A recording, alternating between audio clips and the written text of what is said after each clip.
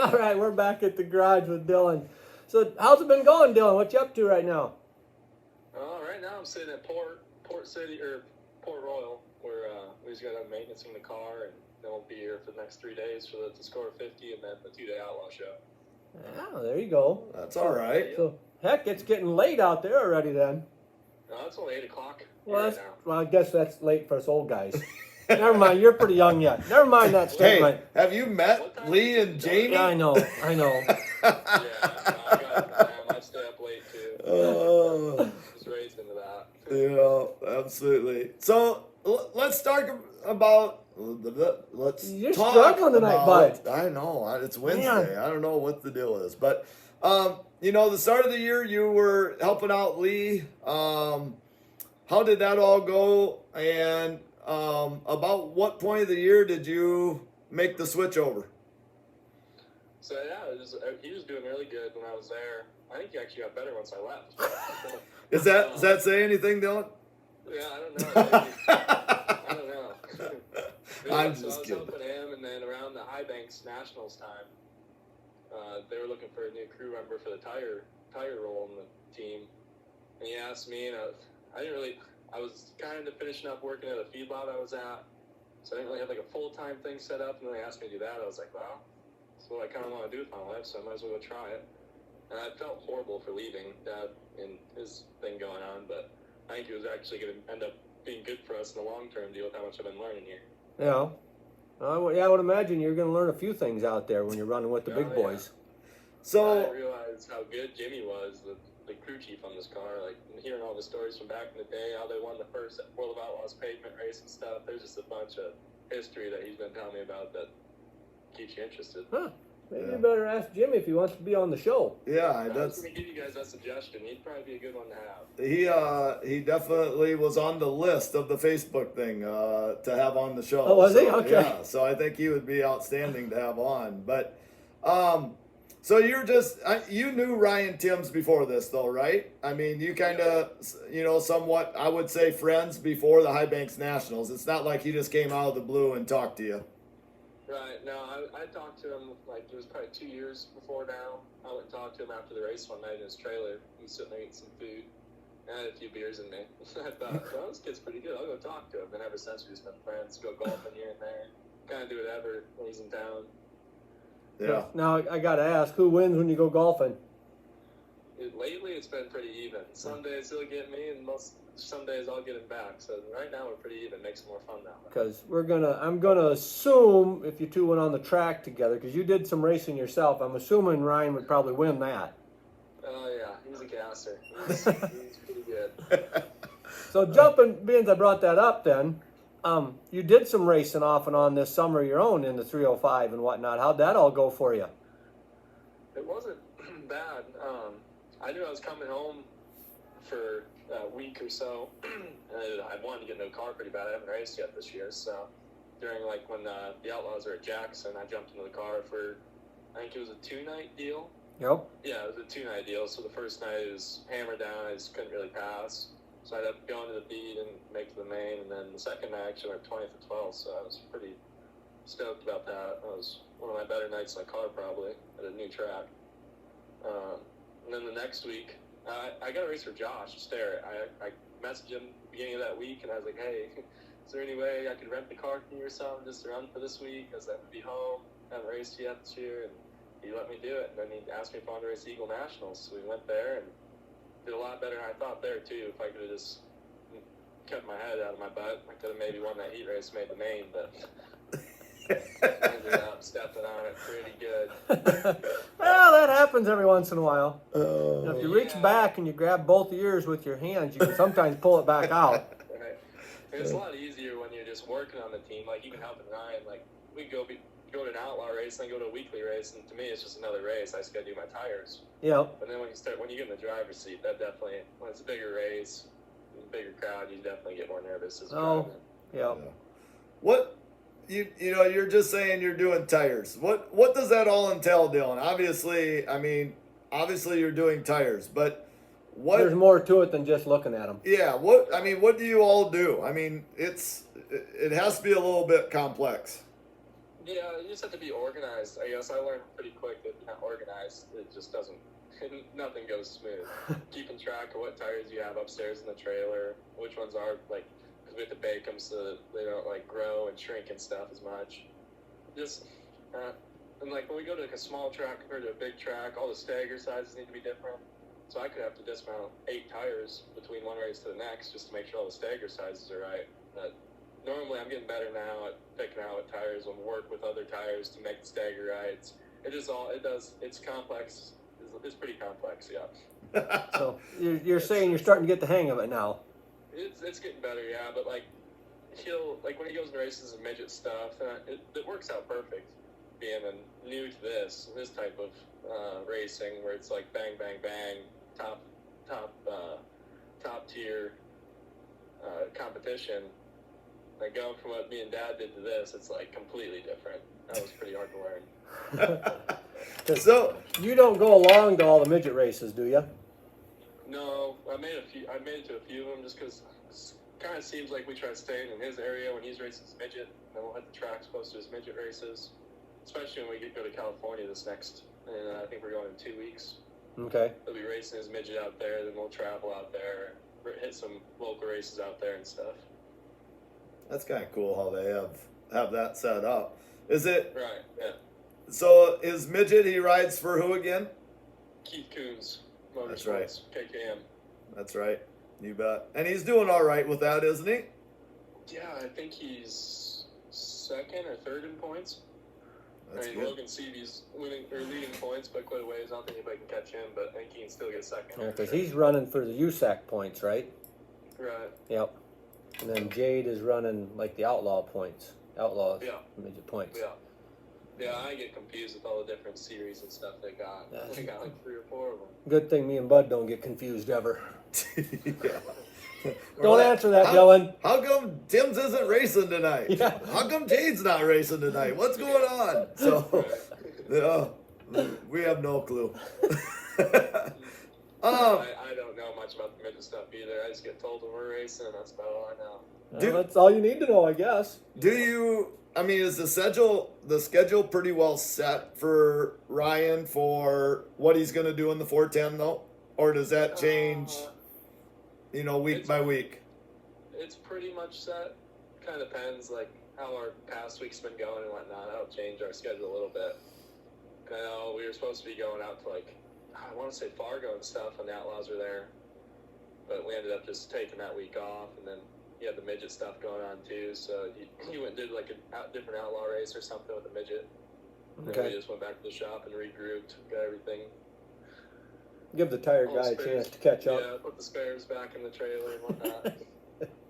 You bet. So the shop, you have a brand new shop?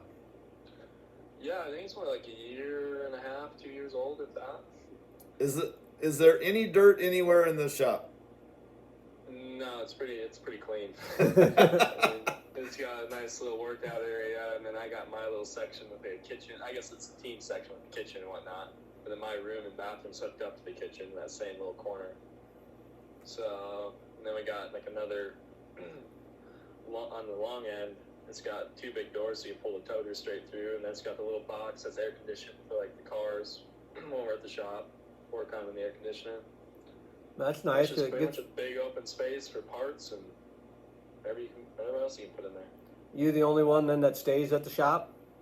Yeah, and then there's another like little shop with like the t-shirt trailer and stuff, like 200 yards away from the one I stay in that Jimmy stays at. Okay. We got a little living area in there. So what's been the coolest part? I think seeing all the new tracks. I've only been to like 5 different tracks, 6 different tracks before I start doing this. Now it's a new track every week, so definitely a different view when you start doing this. Yeah. Does it ever get tiresome of being on the road? I haven't got too tired of it yet. I could see somebody getting sick of it pretty quick though. Yeah.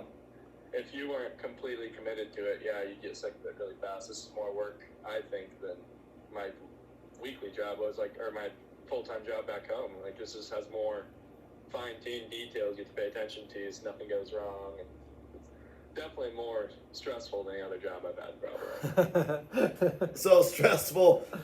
Have you gotten chewed out yet? Not too bad. Okay. The old man likes to maybe try scaring you, but you don't yell too much.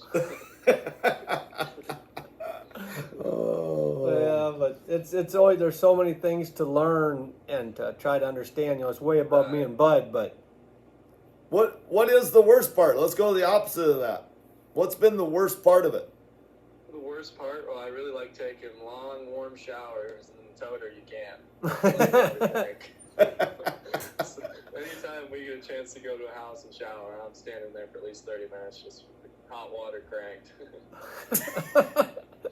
You'll be all shriveled up and wrinkled. You come out of there. Yeah, that's probably a good thing. That's my biggest complaint so far. No kidding. If that's the biggest complaint, that you can't take a long shower, that's. Oh. Are you required to do any of the driving at all of the rig or not? No, I'm hoping to learn here soon. I think it'll work out. I used to farm, so Yep. driving the toter and trailer, I don't think it'll be a big deal. He was going to show me the other day after Lernerville, but we wrecked and stayed later working on the car, and traffic was horrible, so we only drove a few hours anyways. But You got I your, think I'm hopefully going to start driving soon. you had your Class A already, right? Yeah. No? Okay. No. Well, you're farming. That's why I had to ask, because farmers don't always matter when you're farming.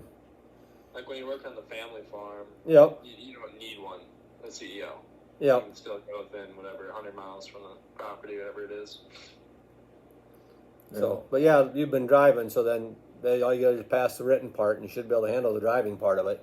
Right. Now, for this tow, I don't think the toter you need a CDL.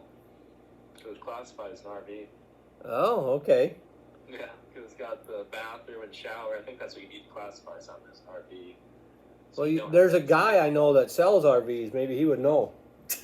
Oh, yeah, I know it too. Well, yeah, maybe if you got his number, I could probably get it for you. Otherwise, you can call him and ask.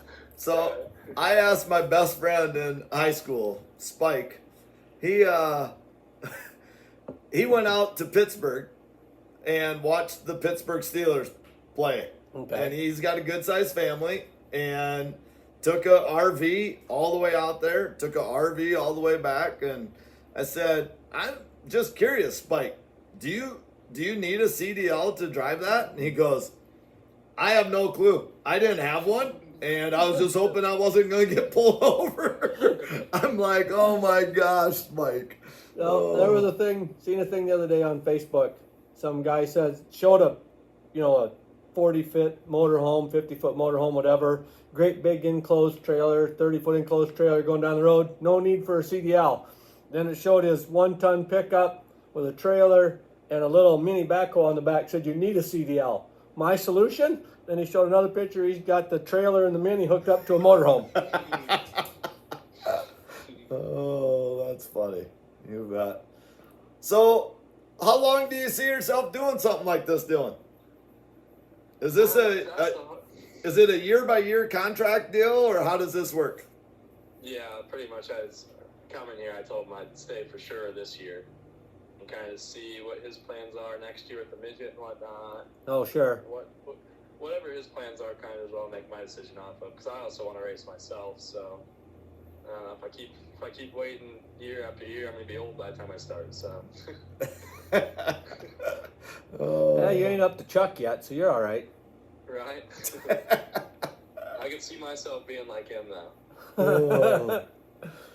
Yeah. Not me. We'll see. For sure this year, to the end of this year, and just kind of play by ear for next year. So now, obviously, around here the year is over. So how long does his year go then? I mean, with California and everything else. So it sounds like just the middle of November, really. Okay. A couple races here or there, and then I'll have the Chili Bowl and whatnot in the midget. It'd be cool just to tag along for that stuff too, for sure. Oh yeah. Just to experience all that too once. Yeah, that's kind of on our bucket list to get down to the Chili Bowl once. None of us have ever been down there, so that would be kind of cool. Our problem is our bucket list. The more people we talk to, the longer the bucket list it's getting. Yeah. All right. So does that mean, being you're going to the middle of November, you won't make it back for the racing party? Your guys' racing party or ours? Yours, your dad's. I don't know when it is for sure, but I'll try to make it if I can. For Yeah. Sure. Well, he's not telling you. That's. Okay, we won't tell you then. We got a date, but we won't tell you then because you don't know. Well, a tentative date, I think, Yeah. is what it was. Yeah. Yeah. Subject to change. Right. So maybe one of the coolest things we got to see all year, Dylan, was you made it back to Huset's. You got to see Lee win the race, win the points championship, and probably the coolest thing that I've seen in a while happened next. What happened next, Dylan? Yeah, we climbed that fence. I want to do that for a long time. Since I don't know, probably the last like 3 or 4 years, I've probably been saying it. Like, when I win there, that's what I want to do is climb the fence. But I got that from that Helio Castroneves in IndyCar. Yep, Oh, yeah. absolutely. Every time he'd win, he climbed, and that's like I remember that from as a kid. So. Yeah. Well, that was really cool to see you and Lee up there together. That's awesome. That'd have been fun to get back for that race too. Yeah, I was really glad. I could have made it a lot less stressful on myself and just came right away. But I wanted to stop at a midget race. I was at Port City over in Tulsa, Oklahoma. Yeah. I stopped and checked that out. And I just ended up driving all night to make it back, and then I ended up sleeping for a few hours during the day. But I was really glad I made it back for that. He really wanted to win a Houston championship. That was like the biggest thing on his bucket list, I think. Yeah. Yeah. Port City, that's another one on our bucket list too. Yeah, bud. that's Shane Stewart's track, right? Yeah. Yeah, it's a cool little place, especially when they got midgets out there. I don't know if they get shows with more midgets, because when I went to, only had like 10, but Oh. if they get 20 of them out there, it's a sweet. It's like a mini Houston's. Yeah, I know they've had them series have gone there before, like the Outlaw Midgets or USAC. I think they've been there before, if I remember correctly. But I've watched quite a few They races in the probably last do. 5 years. Yeah, they probably do. You bet. If there's anything we forgot, Dylan, you can bring it up. But otherwise, we're gonna hit you with some rapid fire questions here. I think we're good. All right. What's your favorite flavor of ice cream? Oh, probably vanilla bean. Vanilla bean. That's going to be a new one. Cat or dog person? Dog, but I have a couple cats at home. I live on a farm and they just show up. Do you have any hobbies other than racing stuff?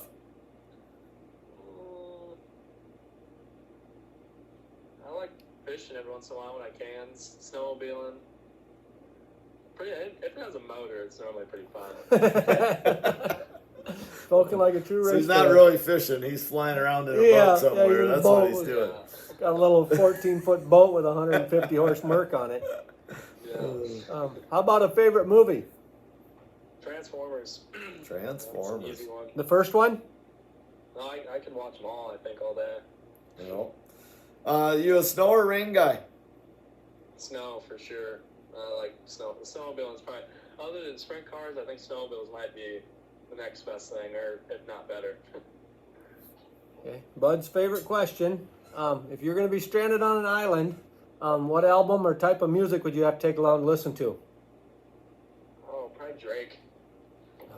That's more on my road. That's more along your realm, Bud. Yep. You got one tonight. Rap. So you've been to a lot of places now. What's your favorite place to eat at? Or is it Jamie's cooking? No, that's pretty good, but my first week in Oklahoma, they took me to this place called Pierre 44, I think it was called, or Pierre 66, some double number place, but it has like the lobster and the shrimp and the crawdads all, they just boil it with corn and potatoes. That place is pretty good. That's maybe my new favorite place. And where are you located? Are you in Oklahoma where? Over by, it's on like the south side of Oklahoma, southwest. Okay. All right. Well, let's see here. Oh, yours. 8. My turn? Okay. How about a favorite holiday? Probably Christmas. What app on your phone do you use the most? TikTok, for sure. Okay. Maybe we should guess this one before we... I'm going to say he's going to have 7. Oh, no, he's been lucky. He's only got 5. Okay. How many speeding tickets have you gotten in your life? I think only 3 somehow. Oh, Makes me the winner. my It's closer. goodness. Somehow. I like how he said somehow. So you're saying you've been speeding, just not getting caught. Yeah. Okay. Yeah, I've done quite a bit of speeding in my life. What? So So let's make this that's one the good. next question. What's the fastest you've ever driven on the highway? Or you have to tell us this one off the air. In a car, it was like 143 or something. It was my buddy's Subaru let me drive it. But then my buddy's crotch rocket, and that was not. That was like 160. And you're only in fourth gear, probably. There was definitely more. I couldn't even look at the speedometer anymore. I was going so fast. Everything was just a blur. Probably I could not go any faster. Oh my God. Oh, I got on Mike Botz's one time, and I got to third gear, and I looked down at the speedometer, and I was going 75. And I'm like, that's it. I turned around. I didn't even go a full mile. I turned around and brought it back. I'm like, I got to get off this thing. I rode my kid's crotch rocket around the block. That was long enough for me. I don't like them. Yeah. They are just a crazy machine. They go so fast. They are extremely fast. Yeah.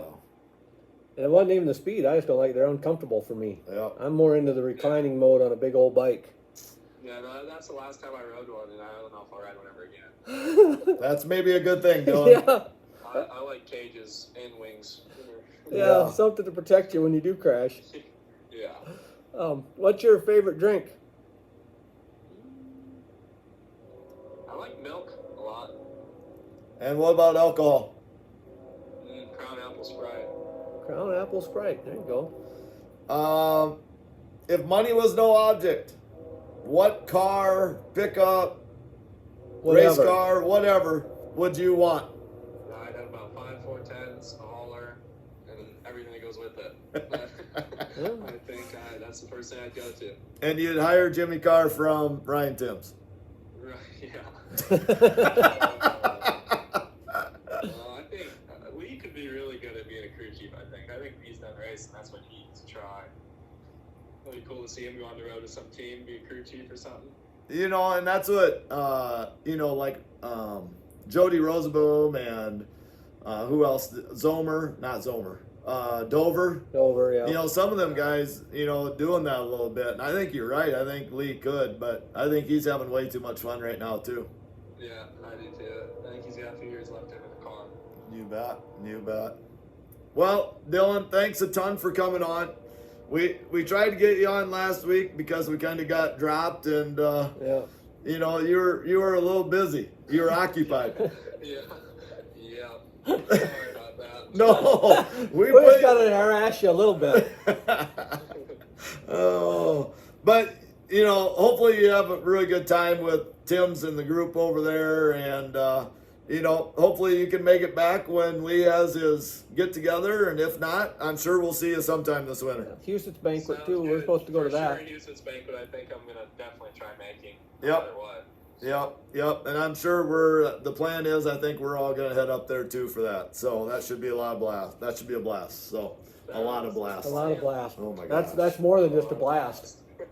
We're almost done, bud. We're Yeah. almost done. All right. Well, thanks again, Dylan. Sounds good. Appreciate it, guys. Thank you.